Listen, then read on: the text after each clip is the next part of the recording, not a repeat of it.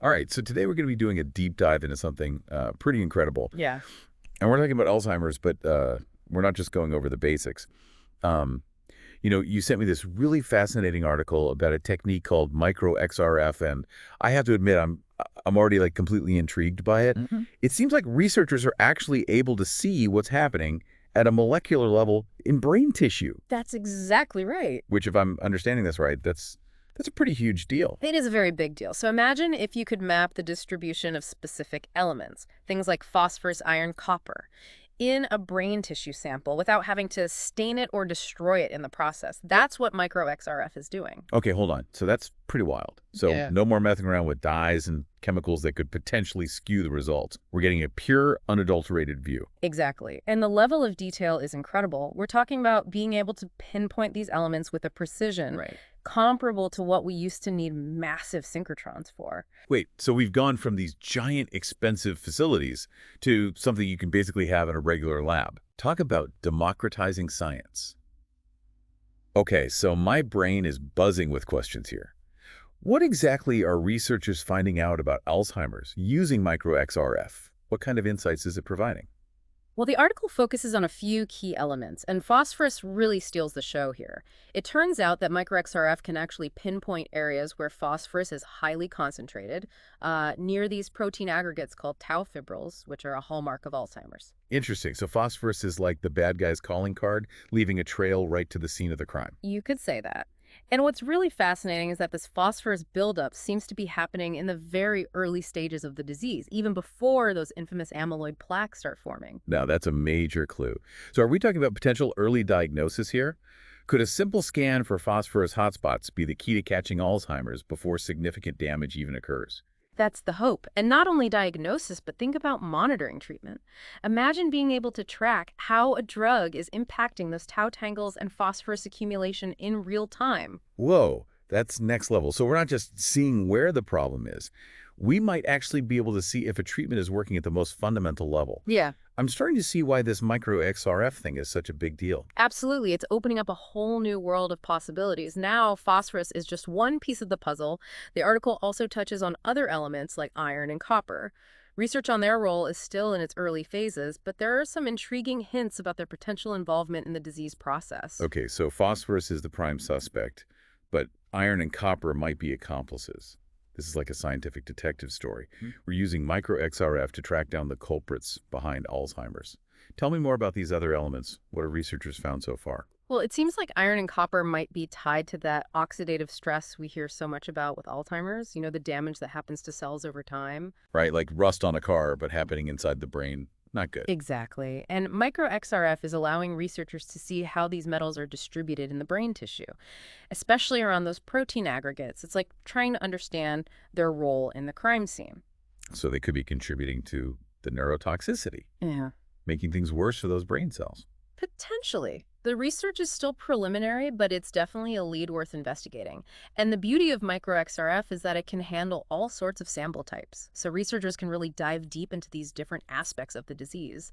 Okay, so we've got this incredible tool that's helping us identify potential culprits and understand their roles. But let's step back for a second and talk about the bigger picture. What are the real-world implications of all this? What does it mean for the future of Alzheimer's research and treatment? Well, the article highlights some really exciting possibilities.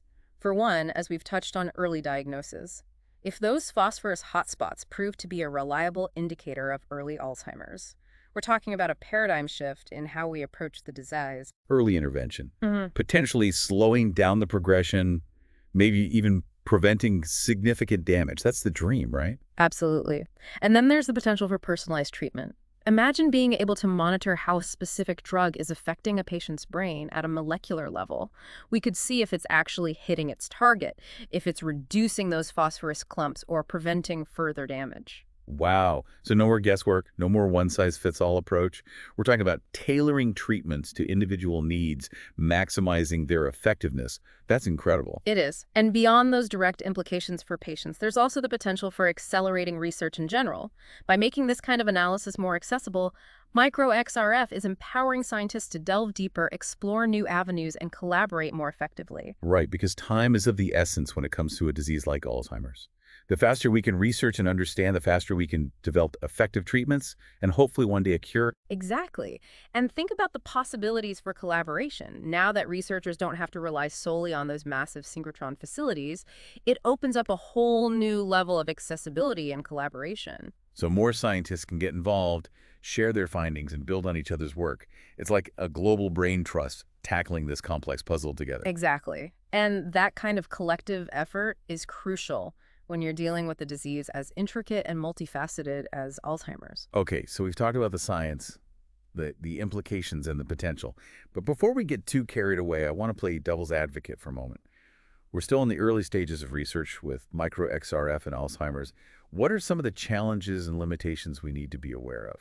That's a great question, and it's important to maintain a healthy dose of skepticism in any scientific field. One thing to consider is that while microXRF is incredibly powerful, it's still just one piece of the puzzle.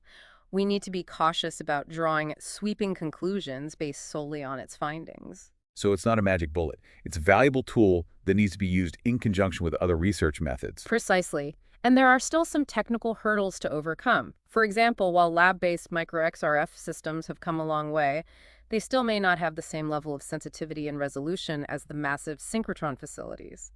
So there's room for improvement, and we need to be mindful of those limitations when interpreting the data. Exactly. And then there's the issue of cost. While lab-based microXRF systems are more affordable than synchrotrons, there's still a significant investment which could limit access for some research groups. That's a valid point. We need to ensure that this technology is accessible to as many researchers as possible to maximize its potential. I agree. And finally, it's crucial to remember that scientific research is a marathon, not a sprint. It takes time, patience, and rigorous testing to validate findings and translate them into real-world applications. Right. So while we're excited about the possibilities, we need to temper our enthusiasm with a realistic understanding of the research process. Exactly. But even with those caveats, I think it's safe to say that microXRF is a game changer for Alzheimer's research. It's providing us with unprecedented insights into the molecular mechanisms of the disease. And it holds immense promise for earlier diagnosis, more effective treatments, and a deeper understanding of this complex condition. Okay, so we've covered a lot of ground today. From phosphorus hotspots to iron and copper's potential roles, from early diagnosis to personalized treatment. It's been a fascinating journey into the world of microXRF and its potential to revolutionize our understanding of Alzheimer's. It really has. And as the technology continues to evolve, I'm incredibly excited to see what new discoveries await us. Me too. I'm already feeling smarter just thinking about it. But before we wrap up, I have one lingering question. The article mentioned something about serial sections and correlating microXRF data with other techniques. Could you explain what that means and why it's important? Sure. So it's like getting multiple perspectives on the same scene. Imagine taking thin slices of brain tissue and analyzing each one with a different technique. Some might be stained to highlight those tau proteins or amyloid plaques, while others are examined with microXRF to see where those key elements are hanging out. Ah, so it's about connecting the dots, seeing if there's a correlation between those visible structures and the elemental distribution. Like if we see a cluster of iron right where a tau tangle is forming, that tells us something. Exactly. It's about building a more comprehensive picture of what's happening in the brain. And by combining microXRF with these other techniques, we can start to unravel those complex relationships and understand how they contribute to the disease process. Okay, that makes a lot of sense. It's like having a team of detectives, each with their own specialty working together to solve the case. Precisely. And this multi-pronged approach is crucial for validating findings and ensuring we're getting the most accurate picture possible. All right, so we've covered a lot of ground in this deep dive. We've explored how microXRF is being used to map elements in brain tissue, its potential for early diagnosis and personalized treatment, and even some of the challenges and limitations we need to be aware of. We have, and I think it's safe to say that microXRF is a game changer for Alzheimer's research. It's a powerful tool that's providing us with unprecedented insights into the molecular mechanisms of the disease, and it holds immense promise for the future. It's definitely been an eye-opening journey for me, and I'm sure our listeners are feeling just as inspired and intrigued as I am. I hope so. It's an exciting time to be following these developments, and I'm eager to see what new discoveries microXRF will reveal in the years to come. Who knows, maybe someday we'll be discussing a cure for Alzheimer's on this very show. That's a deep dive I can't wait for. But for now, a huge thank you to our listeners for joining us on this incredible exploration into the world of microXRF and Alzheimer's research. Remember, keep those brains curious, and we'll catch you on the next deep dive.